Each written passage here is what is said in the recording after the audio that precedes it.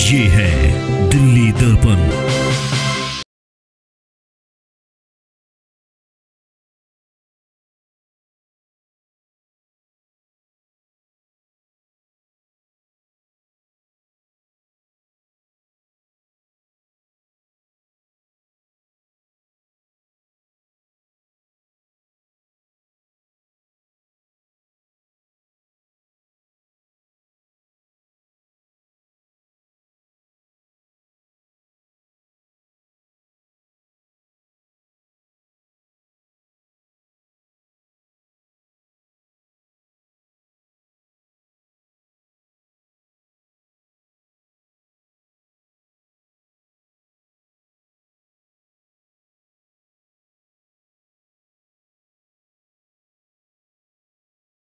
Pratap park के अंदर छठ का बहुत ही सुंदर और बहुत ही भव्य आयोजन किया गया है। उसके जो पूर्व संरक्षक हैं वो भी हमारे साथ मौजूद है और उनकी पूरी टीम भी हमारे साथ मौजूद है। तो सर, आप इस तिरंगे से ही शुरुआत क्यों करते हैं? इसके पीछे का कारण क्या है? इसके पीछे का जो सबसे बड़ा कारण है, जब हमने जो शुरुआत की थी इसी पार्क से की थी और इसकी साफ़ सफाई और वो सारा का सारा रिठाला यूथ ब्रिगेड ने और पूर्वांचल छठ पूजा समिति ने मिलकर किया, दोनों ने। और पूर्वांचल छठ पूजा समिति के अध्यक्ष केदार जी हमारे साथ हैं और हमारी दोनों टीमों ने मिलकर इतना बड़ा जो आयोजन है, दोनों इसका मिलकर आयोजन करते हैं। पूर्वांचल पूजा छठ समिति और रिठाला यूथ ब्रिगेड दोनों ही मिलकर इनका मतलब जो ये कार्यभार है पूरा का पूरा यही देखते हैं। तो अगर कोई भी आपकी संस्था जो है कोई भी कार्यक्रम की शुरुआत करती है तो वो इस तिरंगे को सलामी देकर ही शुरुआत की जाती है? जो भी मतलब हम कोई भी प्रोग्राम करते हैं गांव में तो हम पहले झंडे के पास ही वो करते हैं। जैसे हमने दीपावली पूजन किया तो हमने दिए, सबसे पहले दिए लगाए घर में। पहले दिए लगाने से पहले हमने यहाँ पर दिए लगाए, उसके बाद में हमने शुरुआत की। तो सर, आपका क्या कहना है इस पे कि आपकी जो शुरुआत है वो इस झंडे को सलामी देकर होती है? जी, हम लोगों का तिरंगे से ही शुरुआत होता है यहाँ।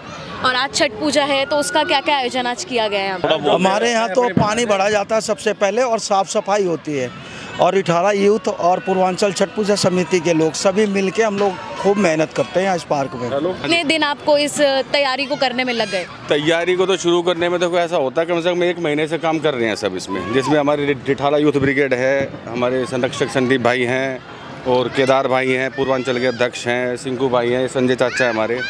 मतलब 1 महीने से सबने इतनी मेहनत करी है, वरना यहाँ तो बहुत गंद था। साफ आप देख रहे हो कि साफ सफाई, माताएं बहनें आ रही हैं, छठ पर्व की तैयारी कर रही हैं, नहा रहे हैं, पोखर भरा हुआ है।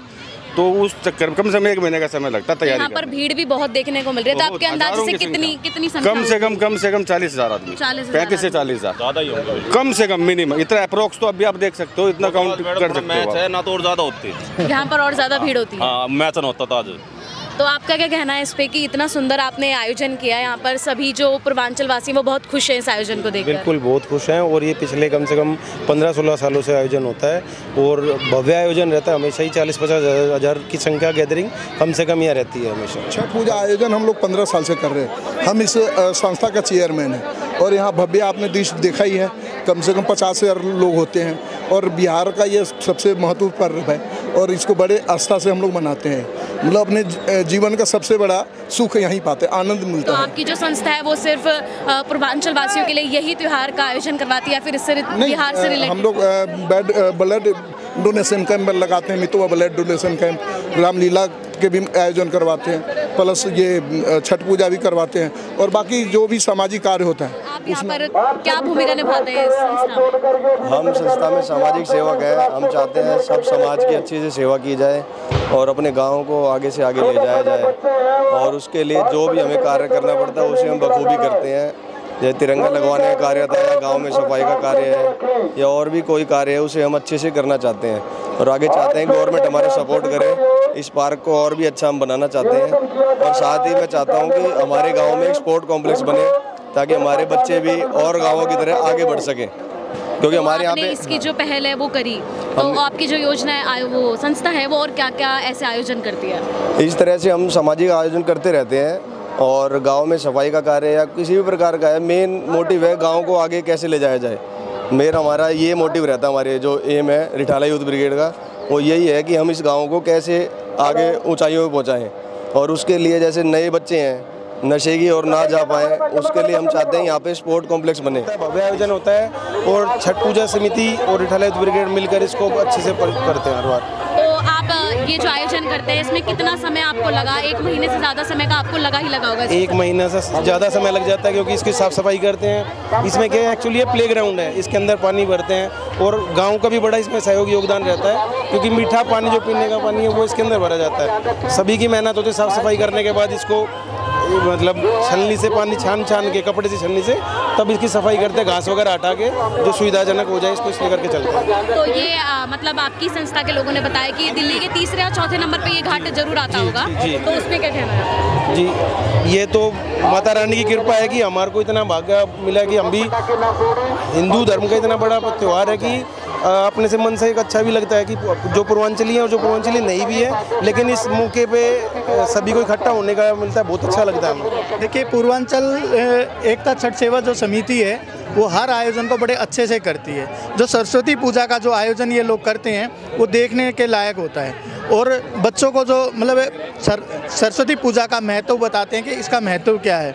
और ये जैसे छठ पूजा का इन्होंने आयोजन किया, ये इतना भव्य आयोजन किया, आप देखना कि जो ये अभी सरस्वती पूजन का आयोजन जो कर रहे हैं वो भी बेहतर करेंगे। तो आपका क्या कहना है इसमें? इतना भव्य आयोजन आपने यहाँ पर ऑर्गेनाइज करवाया, इतना सुंदर है ये। मैं 2 मिनट का और समय लेके कहूँगा, 2009 मुझे अच्छी तरह 2008 में हम लोग मिले थे। 2009 में भाई साहब मुझे मिले और भाई साहब ने कहा कि पूर्वांचल को एकत्रित करो, और 2009 में जब पूर्वांचल को एकत्रित किया गया तो उसी समय से सरस्वती पूजा का, जिसका भाई साहब ने कहा कि सरस्वती पूजा का आयोजन होता है, वो उसके जनक भी यही हैं। उस सरस्वती पूजा के जनक यही हैं। इस पूर्वांचल एकता सेवा समिति के गठन के जनक